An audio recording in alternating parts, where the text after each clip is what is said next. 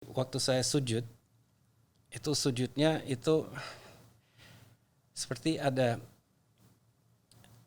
satu zatnya yang terisi dalam Asik. tubuh saya. Itu saya pertanda. kayak sesuatu yang berubah total untuk saya.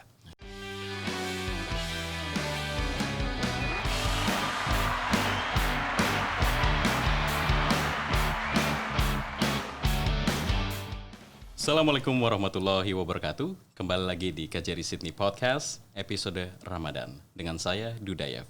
Kali ini kita kedatangan tamu spesial, yaitu Bapak Wahyu Soeparno Putro. Sedikit saja, Bapak Wahyu ini adalah warga negara Australia, kelahiran Skotlandia yang menganut agama Islam, mahir berbahasa Indonesia, ingin sekali menjadi warga negara Indonesia, dan pernah membintangi layar kaca Indonesia, termasuk beberapa acara religi. Pak Wahyu, bagaimana kabarnya ini, Pak? Alhamdulillah, terima kasih banyak sekali untuk Kami yang kesempatan ingin datang terima ke kasih. sini. Iya. Satu kehormatan bagi saya yang luar biasa. Suatu kehormatan bagi kita menerima Pak Wahyu dalam episode podcast ini, Pak. Terima kasih, terima kasih. Sibuk apa nih, Pak, sekarang, Pak? Alhamdulillah sekarang saya itu walaupun di Australia masih ada sangkutan dengan Indonesia. Dengan Itu Indonesia? saya ada kerjasama dengan orang di Sydney untuk jualan kopi Aceh. Kopi Aceh? Iya, itu datangnya dalam keadaan mentah dan kita jual ke roasters di sini. Oh, masih green bean gitu ya, Pak? Green bean ya. Oh, oke. Dan itu benar-benar luar biasa. Itu produk Indonesia hampir jual diri sendiri itu kopinya. Itu dikasih kita bilang, ini kita ada kopi dari Sumatera. Wah, Pak, langsung matanya jadi gede lihatnya. Maka itu luar biasa ini saya salut sama ini orang Takengon ya, Aceh untuk produksi kopinya sudah. Emang jadi ini ya, berarti banyak yang pengen biji kopi itu ya berarti ya? Betul. Ya, kopi-kopi yang perusahaan kopi besar di sini itu memang mereka itu senang sekali dengan produknya kopi Takengon, luar biasa. Luar biasa. Ya, jadi sebelum mulai ngobrol, saya sekali lagi ingin mengucapkan terima kasih nih, Pak, telah datang di rumah kami ini, di kantor kami, untuk melakukan podcast episode pandemi ini. Ya, saya juga berterima kasih. Terima kasih banyak, Pak. Episode Ramadan, episode pandemi lagi saya salah. Ya, Jadi ini, Pak, tapi masih pandemi kan? masih pandemi sih sebenarnya, tapi ya episode Ramadan di saat pandemi mungkin lebih baiknya. Ya. Jadi ini, Pak, Wahyu Soeparno Putro. Boleh nggak sih, Pak, diceritakan nih, Pak? Bukan orang Jawa ya. Bukan Ini orang kalau Jawa, saya, Pak, nyobanya keras banget saya. Ketahuan jadinya. Ya, Wahyu Suparno. Suparno. Ya, itu Suparno dengan Putro. tulisan ini tulisan lama Tulisan Indonesia lama, daripada pakai huruf U ada OE, maka itu jadi Suparno. Waduh. Ya. Saya jadi diajarin ya Pak Wahyu. Dan Putro itu artinya anaknya Suparno. Oh, oke. Maka itu waktu tahun 99 saya ucapkan dua kalimat syahadat. Itu Bapak angkat di Jogja memberikan nama ini. Tapi sebenarnya waktu itu Muhammad Wahyu Suparno Putro. Kayak kereta api ya, Iya, panjang sekali jadinya. Ya, tapi ini saya juga waktu itu merasa berat membawakan nama Muhammad. Maka itu saya itu ya udah Wahyu aja ya Pak. Ya, maka itu semua orang itu Mas Wahyu ya. Sampai sekarang saya senang banget dipanggil Mas Wahyu. Atau Beli Wahyu atau Kang Wahyu atau Abang Wahyu atau Uda Wahyu. Itu ceritanya gimana, Pak, bisa menjadi anak angkat dari seorang warga negara Indonesia itu, Pak? Mungkin itu karena orang merasa belas kasihan ini ada orang datang dari luar negeri nggak ngerti apa-apa di Indonesia, maka itu dia itu saya masuk ke bawah sayap beliau dan beliau membimbing saya untuk menyesuaikan tinggal di Jogja dan di Indonesia waktu itu. Maka itu tanpa beliau saya merasa saya belum bisa fasih berbahasa Indonesia, belum belajar budaya dan juga mungkin belum melihat Indonesia sesungguhnya. Mungkin masih dari mata orang Barat kalau belum ada beliau. Tapi alhamdulillah ada ya Bapak Suparno dan dia memberikan nama Bapak panjang Wahyu itu. sekarang, iya. Ya. Oh, itu kalau boleh tahu nih, Pak, kenapa sih tiba-tiba Bapak ingin pergi ke Indonesia waktu itu? Apa yang membuat Bapak tertarik dengan negara Indonesia, Pak? Negara pertama yang saya kunjungi di luar Australia waktu saya masih muda itu Indonesia. Oh, oke. Waktu tahun 83 saya selesai kuliah. Terus itu saya ke Indonesia untuk mengerjakan thesis untuk kuliah. Saya di situ kurang lebih 6 bulan. Nggak sampai, tapi ya menjelang 6 bulan. Terus itu di situ saya di Jakarta, dan di Jakarta saya ya melihat sesuatu yang jauh berbeda dengan dengan apa yang biasa saya hadapi di sini di Australia ya. Nah itu saya juga itu di sini balik di sini saya sempat bekerja di perusahaan penerbangan ya, sampai jadi manajer yang paling tinggi di bidangnya. Tapi itu perusahaan itu sudah dibeli oleh perusahaan yang lain. Saya merasa kurang cocok dengan pemiliknya dan itu saya memundurkan diri. Nah waktu itu saya sebenarnya mau pindah ke Eropa, tapi itu setelah 7 tahun bekerja keras di perusahaan penerbangan itu bekerja 24 jam sehari itu. Itu mau pulang malah justru dipanggil ada sesuatu harus balik lagi ke kantor. Maka itu saya itu pingin istirahat, pingin mencari suasana yang lain dulu sebelum saya pindah ke Eropa. Terus itu cuman kebetulan aja ketemu sama satu orang yang punya usaha di Jogja. Nah itu ketemu di Sydney. Terus dia itu kita hanya ngobrol. Ramai-ramai ada banyak orang. Terus itu dia dengar cerita saya bahwa saya ingin mencari sesuatu yang lain mungkin paling setahun. Dia ajak saya untuk ikut kerja sama beliau di Jogja. Maka itu saya pikirnya ya why not cari sesuatu yang baru ya. Baru. Sampai ke Jogja itu benar-benar ya boleh dikatakan terpesona ya. Jogja itu kota unik, indah. Maka itu ya itu tahun 96 dan itu sampai sekarang saya masih merasa bahwa saya tinggal di Indonesia. Nggak akan pergi kemana-mana lagi. Bener-bener. Itu lama nggak Pak Bapak adjustnya untuk hidup dengan kultur Indonesia tuh Pak? Di awal ya betul itu sulit ya sulit di awal karena itu pandangan dari dua belah pihak ya. Itu bagaimana orang melihat saya sebagai warga negara asing yang tinggal di sekeliling mereka, dan saya melihat mereka juga sebagai orang yang jauh berbeda dengan apa yang saya biasanya menghadapi. Itu di awalnya banyak kesulitan untuk menyesuaikan, tapi akhirnya saya bisa melihat bahwa sesudah kita betul-betul menghargai orang, kita menghargai mereka sebagai ciptaan Allah, bukan sebagai beda budaya atau lain sebagainya. Sesudah kita mulai menghargai mereka, insya Allah mereka juga balas menghargai kita. Dan reciprocal gitu ya. Dan ya betul, dan itu membuat kita bisa hidup lebih dekat. Benar. Kalau dari sisi makanan tuh Pak, waktu Bapak baru pertama kali datang tuh susah nggak Pak untuk adjust dengan selera kuliner Indonesia, atau malah Bapak sangat suka malah? Kalau jujur di sini di Australia itu saya lebih sering makan nasi daripada makan yang lain. Tapi itu waktu itu banyak yang makanan Thailand, Vietnam, Kambodia macam-macam begitu. Nah itu waktu saya pindah ke Indonesia pertama kali saya ingin coba segala-galanya. Sampai itu akhirnya jadi sakit. Jadi sakit, benar-benar sakit berat itu dan membuat saya sedikit takut dengan makanan yang umum.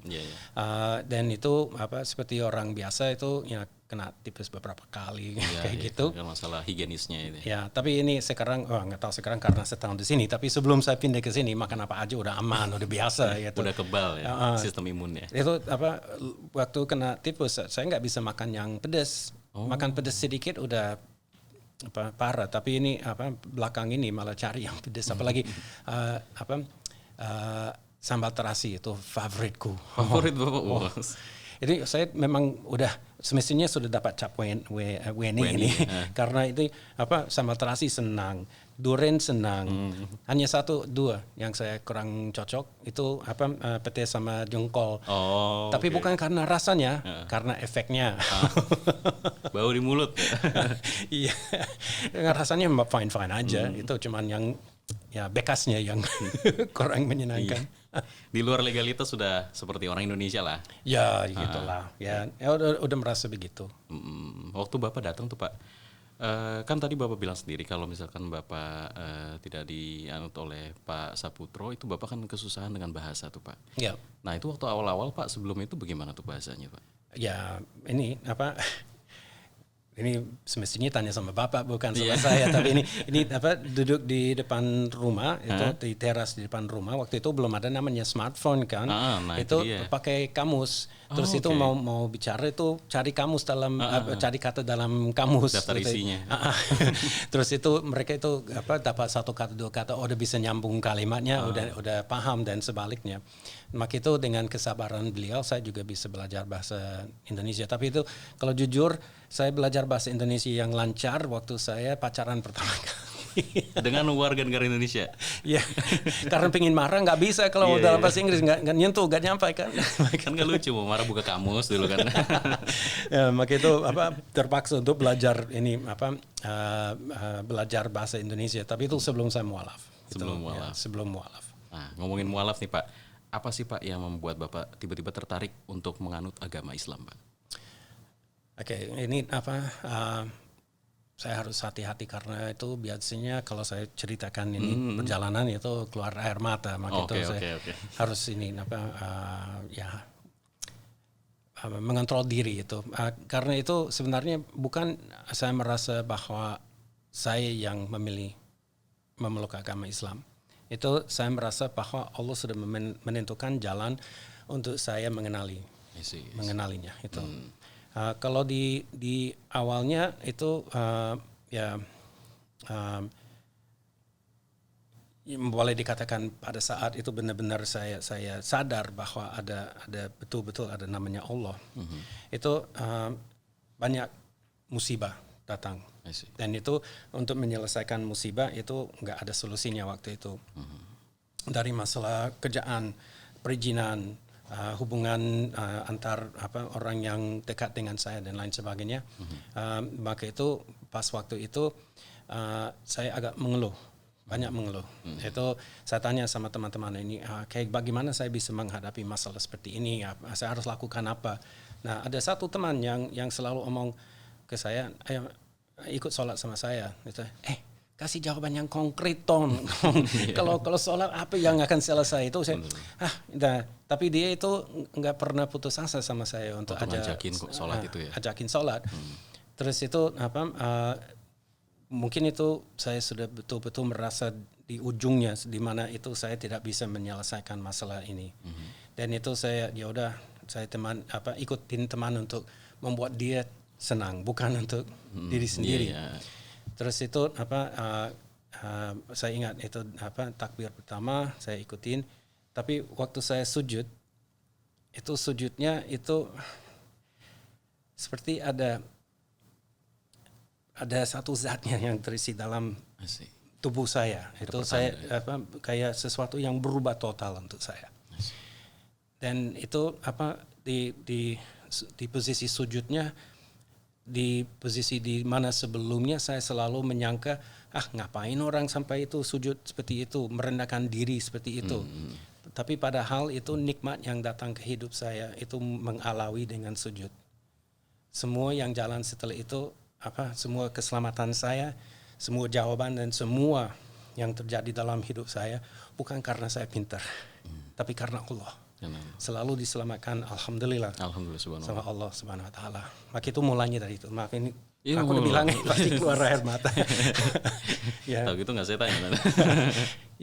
ya itu saya merasa itu kenapa saya membagikan kisah ini karena itu kadang-kadang itu keimanan kita juga menjadi lemah, termasuk diriku sendiri ya selalu naik turun. Dan kalau itu bisa mengingatkan betapa indahnya Allah Subhanahu Wa Taala, betapa cinta Allah Subhanahu Wa Taala kepada umatnya. Insya Allah itu akan selalu mengingatkan kita untuk bersyukur dan kembali imam itu harus dipelihara. Itu tidak datang dari langit, itu memang harus dipelihara. Itu mengingatkan diri sendiri sama teman-teman untuk selalu bersyukur dan selalu memelihara keimanan insya Allah. Insya Allah, benar banget tuh Pak. Berarti itu sign pertama dari Tuhan tuh waktu di sujud pertama itu ya? Ya. Subhanallah. Ya. Tapi sebelum ini nih Pak, sebelum Bapak masuk ke Islam, itu pandangan Bapak tuh apa tuh Pak terhadap agama Islam itu sendiri Pak? Ya, pertama kali waktu saya datang ke Indonesia, saya sebenarnya agak lupa bahwa itu mayoritasnya Muslim. Itu saya pertama kali nggak kepikiran. Terus itu waktu di kantor itu satu hari saya lihat itu jam istirahat itu semua orang masih bekerja. Okay. Terus saya tanya sama sama teman di kantor itu, kenapa mereka masih bekerja? Ini apa? Udah jam istirahat. Mereka bilang mereka lagi puasa. Dan itu waktu itu saya nggak ngerti ada namanya puasa untuk kaum Muslim. Itu kalau di Australia semua yang dimunculkan untuk Islam itu pasti yang keji dan kejam. Karena itu media luar memang hanya pingin itu yang ditunjukkan. Maka itu belajar ada namanya puasa pertama kali karena sebelum saya Muslim saya memeluk agama Buddha. Dan itu toleransi yang diajarkan. Maka itu saya pikirnya, ya udah kalau mereka lagi puasa, saya ikut puasa.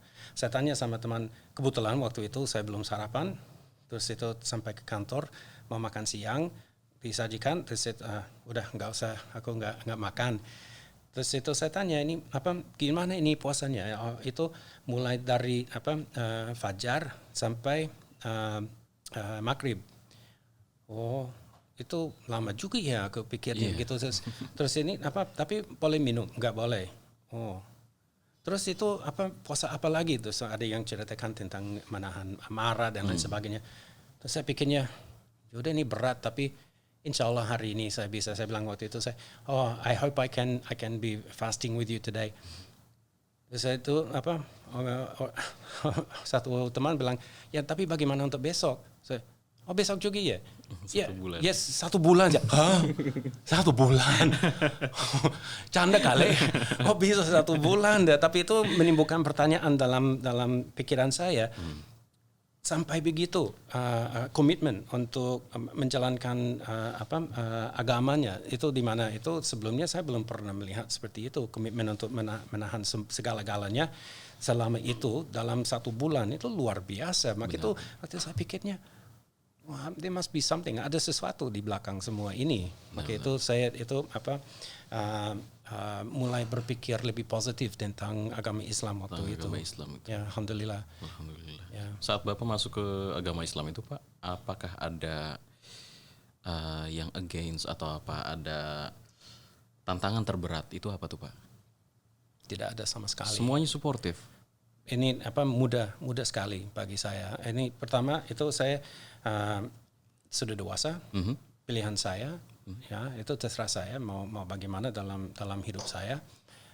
Itu tidak ada yang keberatan sama sekali. Malah justru itu kalau di Jogja di lingkup saya di situ mereka semuanya suportif malah. Sangat suportif, sangat senang. Sangat suportif. Iya, ya alhamdulillah. Alhamdulillah. Terus Bapak mendalami agama Islam itu gimana tuh Pak caranya tuh Pak?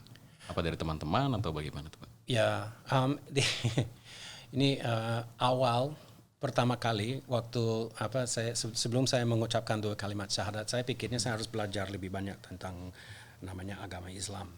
Terus itu ada tetangga yang itu ustadz, saya tanya sama ustadz beberapa pertanyaan, terus teman, terus itu mencari narasumber yang lain untuk menanyakan. Itu kadang-kadang ada yang ya berjenggot itu kita bilang itu RCTI ya, yang rombongan celana tinggi Indonesia itu.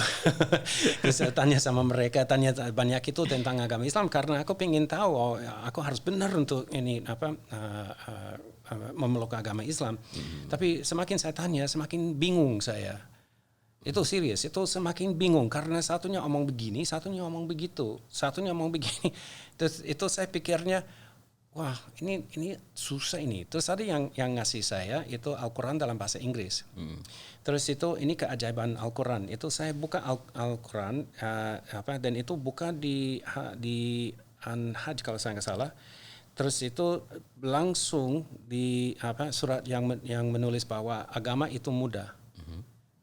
Dan itu saya lihatnya itu agama itu mudah. Ya kalau begitu ngapain aku mempersulit dengan banyak pertanyaan? Maka itu saya pikirnya ya udahlah.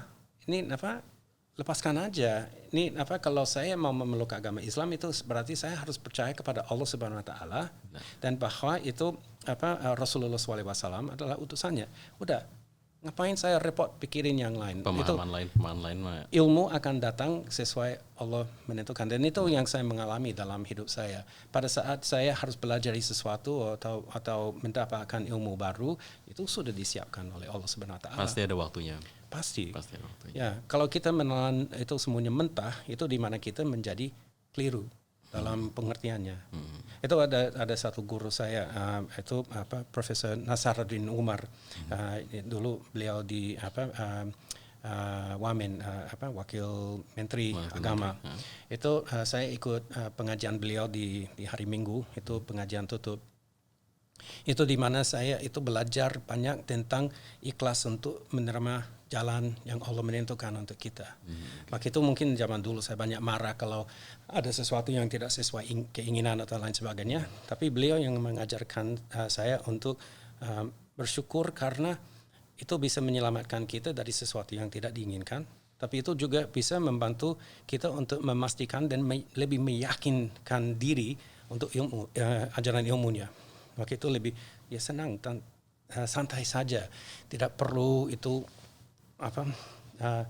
sampai itu memberatkan pikiran diri sendiri. Kalau emang udah jalannya ya mau diapain gitu ya. Ya, tapi ini dari setiap saat kita ada saat untuk belajar bersyukur dan nikmat dalam keadaan kejadian, dan itu Allah selalu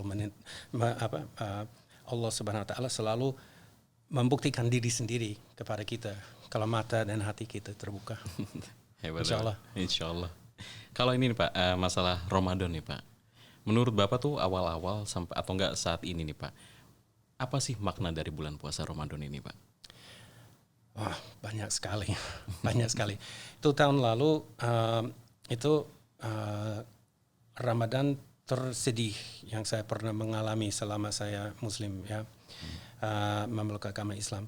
Soalnya tahun lalu itu saya di kota Adelaide, dan itu saya baru datang. Saya datang di bulan Februari. Itu semestinya di bulan April saya sudah balik ke Indonesia. Tapi karena COVID itu kena lockdown. Nah, itu mengalami itu di situ mengalami Ramadan. Satu, semuanya lockdown. Kedua, saya tidak punya kenalan siapapun di situ.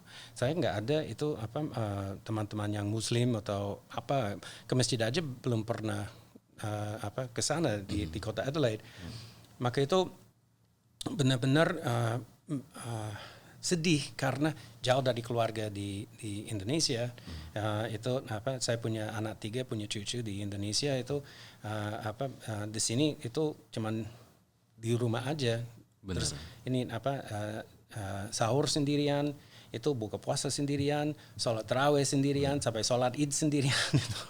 itu tapi ya kembali lagi untuk pikir, ini ada sesuatu yang saya harus belajar melalui keadaan seperti ini. Keadaan sulit itu. Ya, maka itu saya harus lebih fokus untuk menjalankan ibadah yang benar, baik dan benar.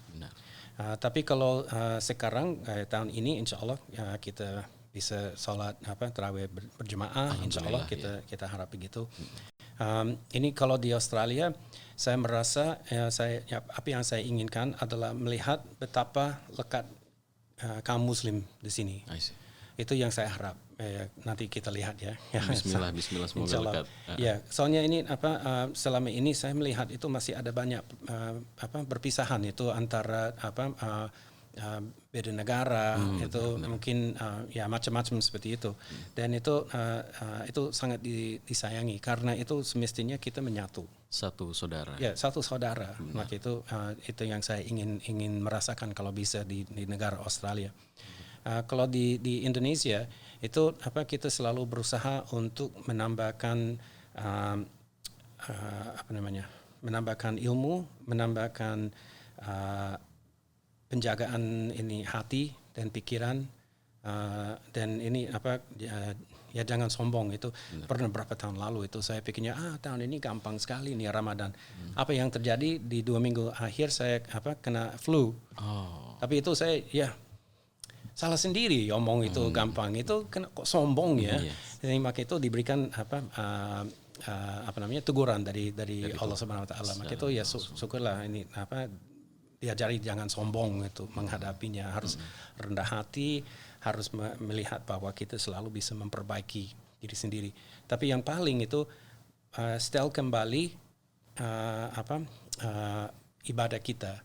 Ya, itu ada istilah itu untuk kita latihan full 1 tahun supaya sisa tahunnya itu bisa sekualitasnya. Maka itu jangan mundur, jangan mundur lagi itu. Maka itu kalau sholat subuh di masjid, sholat subuh di masjid. Kalau sholat itu maghrib di masjid, ya sholat maghrib di masjid. Kalau sholat tepat waktu di Ramadan, ya sholat waktu tepat waktu. Di Ramadan harus konsisten berarti. Di luar Ramadan. Nggak boleh regress berarti ya. Ya, ya. Maka itu yang satu saya senang itu kalau dengar azan sholat, saya langsung sholat. Langsung ke masjid berarti. Ya, itu masa bodoh yang lain. Memang benernya sih gitu ya. Ya, kadang-kadang orang nggak suka, tapi masa bodoh ini menurut saya karena ini urusan sama Allah ya. Tapi itu yang membuat saya senang itu di bulan Ramadan karena itu still level yang kita harus berusaha mencapai dan diteruskan sesudah Ramadan insya Allah. Insya Allah. Kalau puasa Pak, enakan mana? Di Indonesia atau di Australia itu? Ya di Indonesia. Ada keluarga dan lain-lain ya? Semua lebih enak Bener, di Pak. Indonesia. Saya juga ngerasain tuh waktu kemarin tuh pandemi, rencananya kan emang biasanya kita tuh pulang ya. Karena tahun lalu mungkin baru pertama kali saya juga merayakan Idul Adha tanpa keluarga. Itu, tapi untungnya saya masih ada keluarga di sini, keluarga KJRI, jadi kita masih dapat melakukan sholat karena sholat Jumat pun ditiadakan awal-awal pandemi kan Pak. Bapak sholat Jumatnya gimana tuh Pak waktu awal-awal pandemi? Kalau di Adelaide itu saya harus sholat di rumah karena itu memang lockdown, tidak boleh kemana-mana. Bener. Dan itu memang berat sekali, berat, sungguh berat. Itu saya pikirnya itu minggu kedua, wah ini udah 2 minggu nggak sholat Jumat, gimana nih hukumnya ya kan? Bener, Pak. Tapi itu habis itu saya ingat ini niat itu yang penting kita mau, tapi kalau hukum negara tidak mengizinkan itu jadi tanggung jawab, bukan tanggung jawab kita. Maka itu ya sudah, kita harus taat kepada hukum yang ada di negara yang kita kunjungi atau kita berada. Maka itu ya sudahlah. Tapi itu kalau di Indonesia itu menjalankan itu puasa bersama, itu tahu hampir semua orang juga mengikuti puasa bersama ya. Maka itu yang suasana untuk menyatu itu betul-betul luar biasa. Kerasa banget. Ya, ini kalau zaman dulu itu naik bis pulang ke Bekasi, saya tinggal di Bekasi ya. Itu orang mau buka puasa itu kalau ada air dibagi. Iya, pasti. Itu kalau ada kurma dibagi atau apa dibagi ya kan. Bukannya ini gue yang makan itu ya udah. Itu jadi keluarga. Iya betul, keluarga. Itu enak sekali. Terus itu setiap Idul Fitri saya biasanya merasa sedih. Biasanya itu berat nih Idul Fitri itu habis sholat Id saya biasanya pulang nggak mau kemana-mana, di rumah aja karena itu saya merasa itu kehilangan momen itu momen untuk kita betul-betul menyatu ini umat Muslim di Indonesia. Itu sedih saya karena itu kayak itu rasa kehilangan. Berarti Bapak udah nggak sabar nih, ntar lagi kita mau Ramadan nih. Insya Allah. Ini itu yang kita tunggu kan. Itu dari dulu kita selalu bilang insya Allah mengizinkan kita ketemu Ramadan tahun depan. Benar. Itu yang kita doakan terus. Ya, maka itu kalau kita udah sampai masuk ke bulan Ramadan itu syukurnya luar biasa. Semoga kita diberikan umur biasanya untuk dapat mengalami Ramadan selanjutnya gitu. Betul, apalagi dalam keadaan pandemi seperti ini. Benar, kan kita banyak saudara-saudari kita yang pulang ke rahmatullah. Ya, pulang ke rahmatullah, maka itu kita doakan itu semua amal kebaikan mereka diterima di sisi Allah. Amin ya Dan Rabbal itu alamin. kita selalu mendoakan itu Allah mengangkat wabah penyakit ini. Amin. Dan menyelamatkan itu semua orang yang kita sayang. Itu di Indonesia itu ya berada di Australia di mana penduduknya sedikit, Indonesia penduduknya banyak. Itu kita pasti takut untuk semua rakyat Indonesia. Tapi kita doakan yang terbaik. Amin. Pasti Allah inilah buat keputusan tuh pasti ada jalan sendiri. Kita secara sebagai mortal emang nggak bakal bisa mengerti apa yang Allah kasih jalan, tapi yang namanya Tuhan itu pasti jalan selalu benar. Betul. Tapi ini dengan penyakit seperti ini itu kita harus sadar bahwa kita bukan siapa-siapa. Benar sekali. Dan itu dengan penyakit yang begitu kecil sampai kita tidak bisa lihat dengan mata yang Allah berikan kepada kita, itu semestinya membuat kita lebih sadar bahwa ini semua di tangan Allah Subhanahu Wa Taala. Bahwa kita dikasih nyawa saat kapanpun dan juga bisa ditarik juga kapanpun, karena kita emang asalnya dari Allah Subhanahu Wa Taala. Emang kita ini bukan apa-apa di mata. Tapi selama kita masih bermanfaat bagi orang lain, Amin. kita mohon memperpanjang umur. Tapi itu masih tetap kita kembalikan kepada Allah untuk memutuskan. Benar-benar. Kalau misalkan Bapak selama ini Pak di Australia itu, menurut Bapak pandangan warga negara Australia terhadap orang-orang Muslim atau Islam secara general itu bagaimana Pak pandangan mereka? Itu kalau jujur saya jarang bergaul sama orang Australia. Kalau jujur ya, karena itu saya sudah merasa asing di negara diri sendiri. Jujur, saya agak sulit untuk berbaur dengan orang Australia.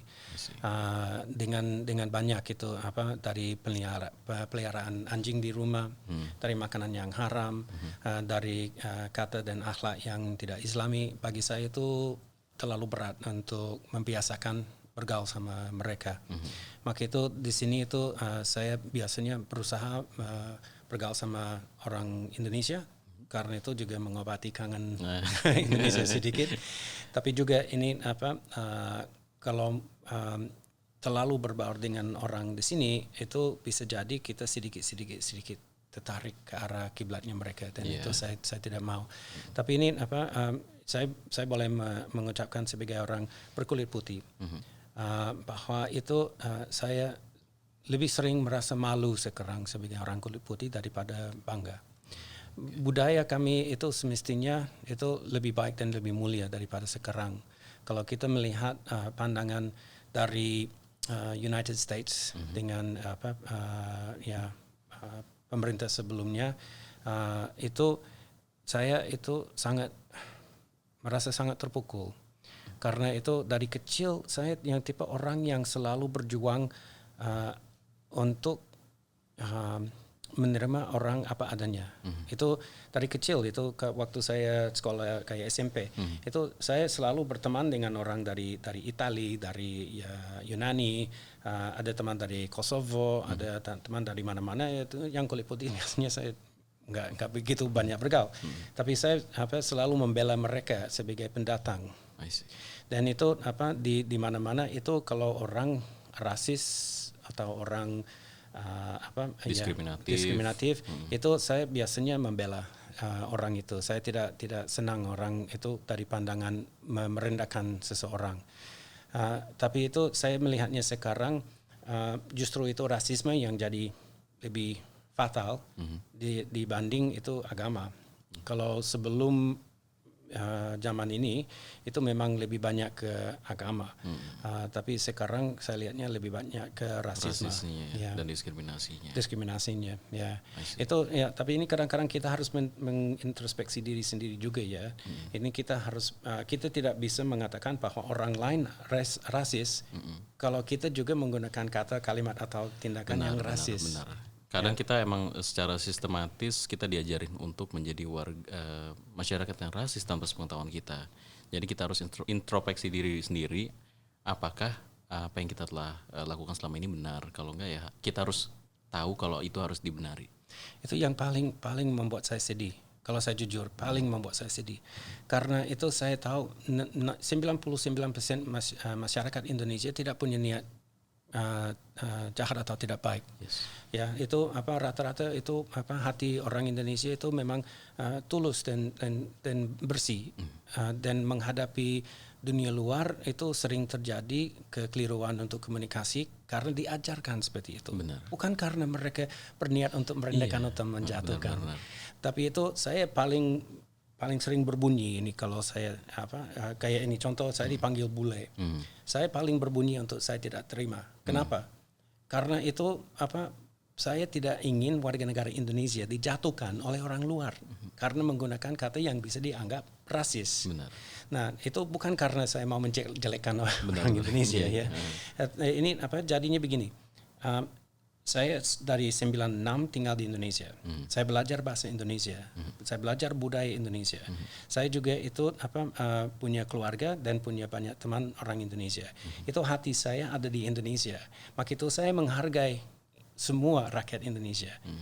Maka itu saya cuma pingin satu, menghargai usaha saya selama itu. Itu aja. Jangan panggil bule. Ya, ini kalau dipanggil bule itu menyatukan saya dengan semua orang kulit putih di seluruh dunia. Dan itu biasanya pandangan yang muncul pertama itu minum, yang nakal-nakal, yang enggak, ya. Padahal Pak Wahyu ini sebenarnya udah secara hati ada di Indonesia udah. Oh, sangat dari zaman dulu. Iya, tapi saat mereka bilang bule itu jadi kayak stereotip lah keluar. Betul. Ya. Kalau itu yang panggilnya Mr. Bule itu gaya dipukul kiri kanan. Itu double damage. Ini saya paham. Maksudnya tidak untuk rasis atau menjatuhkan, tapi diajarkan bahwa itu kata yang wajar. Tapi itu kalau kita kembali ke Al-Quran, itu juga ada di Al-Quran untuk panggilan itu jangan mengolok-olok kaum yang lain. Karena bisa jadi yang diperoleh lebih baik daripada benar sekali. Yang melolok. Itu panggilan yang seburuk-buruknya fasik setelah beriman adalah panggilan yang buruk. Orang yang tidak bertaubat adalah orang yang zalim. Nah, kalau begitu sudah tercampurkan saya ngomong, ini Al-Quran yang ngomong. Maka itu kalau kita memanggilkan orang harus hati-hati. Jangan memanggilkan dengan tanpa pikir. Bagaimana kalau mereka panggil kita dari penampilan, ya itu pasti sakit. Benar. Karena menyatukan dengan bukan dari nama tapi dengan ya berjuta-jutaan orang lain, berarti you don't respect me, tidak menghargai saya seseorang. Ya, maka itu saya cuma pikir begitu. Ini kalau bisa diperbaiki yang masalah seperti itu, saya rasa itu lebih baik. Ya. Tahu kan kalau di Australia nggak pernah itu orang Mister kan? Iya, nggak pernah. Langsung nama. Tapi kok di Indonesia masih diajarkan begitu, saya sampai guru senang dipanggil Mister. Saya paling kalau di sekolah anak saya biasanya protes.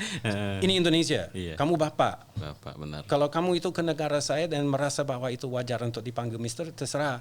Tapi di Indonesia kamu bapak. Benar.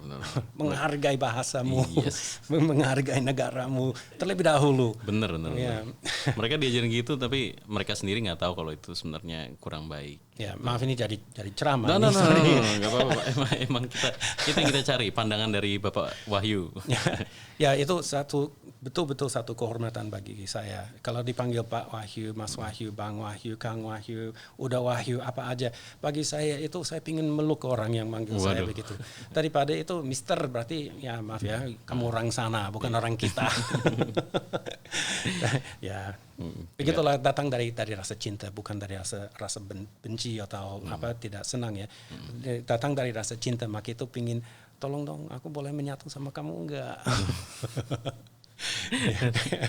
Kalau ngomongin introspeksi diri nih Pak, kalau menurut Bapak apakah sih ada yang ini perlu dibenahi dari sisi Muslim di Indonesia dan Muslim di Australia menurut Bapak saat ini? Ya, kalau Muslim di Indonesia saya merasa itu adalah sesuatu yang di luar kapasitas saya untuk menyampaikan. Hanya karena itu kita bicara tentang mayoritas di negara Indonesia. Dan itu saya rasa itu orang Indonesia sendiri sudah tahu apa yang jalan dengan baik dan benar, apa yang belum. Itu kecerdasan orang Indonesia tidak perlu diragukan. Kalau di Australia itu saya hanya kembali lagi ke yang saya ucapkan tadi, itu yang masalah terpisah. Itu yang kaum Turki sendiri, yang kaum Lebanese sendiri, yang Bangladesh sendiri, yang Indonesia sendiri. Itu yang kadang-kadang membuat saya sedih, tapi sedikit bisa paham karena itu mereka itu mungkin lebih enak dengan bahasa di negaranya diri sendiri, dan itu mungkin bisa merasa mereka dapat ilmunya kalau dalam bahasa mereka. Itu saya paham. Tapi itu kadang-kadang pikirnya gimana ya kalau itu kayak Lakemba bisa bikin satu masjid yang besar sekali, betul-betul besar sampai semua bisa datang untuk salat di situ daripada terpisah. Ya sebagian di sini, sebagian di sana, sebagian. Biar bisa akulturasi karena kita ini sebagai satu Muslim. Betul. Dan mengajarkan toleransi ya antar kita juga. Benar. Ya. Karena kan walaupun kita sama-sama Muslim, mereka dari negara yang berbeda, kita punya value yang berbeda. Betul. Mungkin kita bisa belajar dari sesama Muslim yang bukan dari negara kita. Betul. Tapi ini satu yang saya biasanya sholat Jumat di Lakemba. Itu yang membuat saya sedih itu saya nggak pernah melihat orang kulit putih selain saya di sana. I see. Itu saya itu bertanya, kok bisa jadi begini ya? Why? Kenapa? Itu bagi saya itu tidak masuk akal. Kalau di kayak di Singapura, di Malaysia itu campur aduk. Itu orang pasti. dari mana-mana ya kan. Nah kalau di Indonesia itu ya lebih sering itu hanya saya, tapi itu karena membawa acara televisi yang religi orang udah nggak kaget lagi. Tapi kalau di sini itu kadang-kadang masuk saya sama sekali nggak ada. Ngeliatin saya kayak ngapain dia ke sini? Gitu. Dikira salah. Salah masuk kali atau apa. Tapi ya cuek aja karena saya di situ bukan untuk mereka kan, saya di situ untuk Allah Subhanahu wa taala. Tapi itu saya melihat itu kita kaum Muslim di Australia mungkin perlu sedikit lebih banyak public relations ya, untuk orang yang non Muslim untuk belajar tentang agama Islam, insya Allah. Kita tunjukkan kiblat kita gitulah. Iya. Itu pintu semestinya terbuka, tapi ini saya juga paham kenapa itu nggak bisa terbuka karena itu masih banyak rasis. Dan itu kalau dulu kita semua takut dengan ISIS, sekarang malah justru kita takut dengan yang berkulit putih yang right wing itu. Itu maka itu saya I don't know. Susah sih, emang udah mendarah daging sih sini, tapi insya Allah lah. Terlalu banyak itu rasa benci itu orangnya itu dari semua pihak seperti itu. Itu sedih. Itu semestinya hati penuh dengan cinta. Kenapa kita malah takut sama orang-orang yang di kita tuh dalam satu negara gitu ya? Itu kan saya pernah pikir juga ini lagi sholat Jumat. Bagaimana kalau ada mereka masuk ke sini? Itu apa yang saya bisa berbuat? Kan? Saya pernah pikir begitu. Tapi ini agak lucu juga ya. Harus serahkan semua kepada Allah. Itu urusan Allah Subhanahu wa taala. Kita harus fokus ke ibadahnya aja. Betul. Tapi itu kadang-kadang saya juga pikir begitu. Saya, ini aneh ya. Dunia memang aneh. Aneh sekarang. Sudah banyak yang tidak masuk akal. Tapi ya itu seperti itu kita harus serahkan kepada Allah. Tidak ada banyak yang kita bisa lakukan. Yang kita hanya bisa lakukan ya itu ibadah sebenar-benarnya. Ya, memperbaiki diri sendiri. Benar. Ya, meluruskan ibadah, keimanan diri sendiri. Benar. Hanya itu. Untuk yang terakhir nih Pak, ada nggak yang Bapak mau kasih sampaikan kepada kaum Muslim Indonesia yang sedang menonton podcast ini Pak? Di Indonesia ya? Boleh Muslimin yang di Indonesia sekarang, boleh kaum Muslim Indonesia yang sekarang sedang belajar di sini gitu. Oke. Satu itu kalau di Indonesia ya, itu kita harus betul-betul bersyukur di Indonesia, karena itu untuk ketemu daging halal itu mudah sekali. Untuk ketemu masjid untuk sholat itu mudah sekali. Untuk kita menjaga aurat atau menjaga dari sesuatu yang haram itu jauh lebih mudah kalau di Indonesia. Kita tidak perlu ke kawasan yang kita tahu itu ada yang di luar kebaikan untuk kita. Maka itu di Indonesia untuk menjalankan agama Islam dibantu, dipermudah. Tapi jangan mempersepelekannya.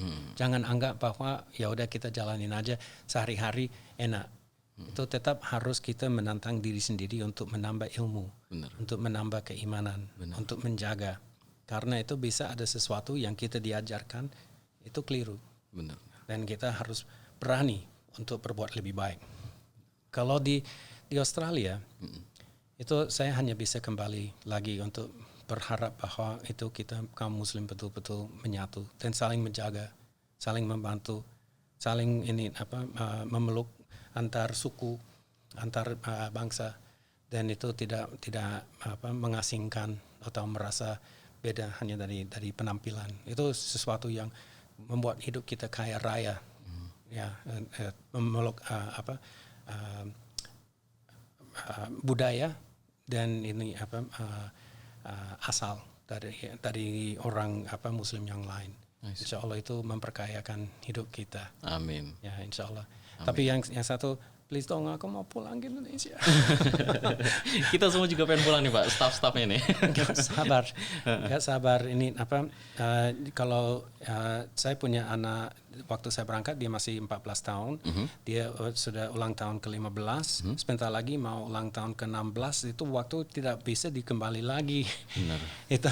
Dan saya berangkat itu cucu masih umur 1 tahun. Sekarang udah 2 tahun plus. Itu sekarang udah bisa jalan, ngomong segala macam itu. Kehilangan momennya. Kelewatan semua. Iya, terlewat momennya. Itu juga warga di sekeliling saya itu semua seperti saudara sendiri. Itu betul-betul itu suasana yang saya tidak dapat di sini. Maka itu kalau saya bisa pulang secepatnya, itu ya Allah please. Itu saya tidak pernah akan mensia-siakan satu momen di pulang lagi. Itu setahun di sini udah merasa kayak tersiksa, betul-betul tersiksa. Ya, setahun lebih. Tapi ya Indonesia itu orang Indonesia harus bangga lah. Bangga. Ya, bangga dengan negara diri sendiri, dengan rakyatnya, dengan budayanya, dengan lihat ikat yang ada di meja di sini aja itu kalau orang di sini lihatnya mereka ini sesuatu yang luar biasa istimewa, ya kan? Dan memang benar itu luar biasa istimewa, tapi kalau kita lihatnya setiap hari udah jadi biasa. Benar sekali. Nah, maka itu kalau orang Indonesia itu merasa seperti kita ya, keluar dari Indonesia begitu lama itu kangennya itu sambalnya nggak pernah rasa kayak di Indonesia kan. Seenak-enaknya masih nggak seenak yang nggak se-original yang di tempatnya. Ya, maka itu ya Indonesia itu sudah menjadi bangsa yang saya sangat cintai. Maka itu pingin pulang. Kita doa aja Bismillah, insya Allah kalau wabah ini akan diangkat secepat mungkin. Amin. Semoga kedua negara nggak ada lockdown lagi lah. Amin. Saya juga sama pengen pulang. Ya nanti kita ke warteg kalau pulang ya. Makan barang di nanti saya traktir Pak. Insya Allah. Demikianlah episode Ramadan KJRI Sydney Podcast kali ini. Jangan lupa stay tune di sosmednya kami, Indonesia in Sydney. Itu ada di YouTube, Facebook, Instagram, Twitter, dan Spotify. Dan juga jangan lupa follow Bapak Wahyu di Wahyu Colin Smith. Nah, kalau gitu saya pamit undur diri dulu. Assalamualaikum warahmatullahi wabarakatuh. Terima kasih banyak Pak. Sama-sama. Maaf jika saya banyak salah nih Pak. No, ini ucapkan nama saya dengan sempurna. Colin Smith. Colin Smith. Oh, oke. Biasanya itu Colin Smith. Bagus. Terima kasih.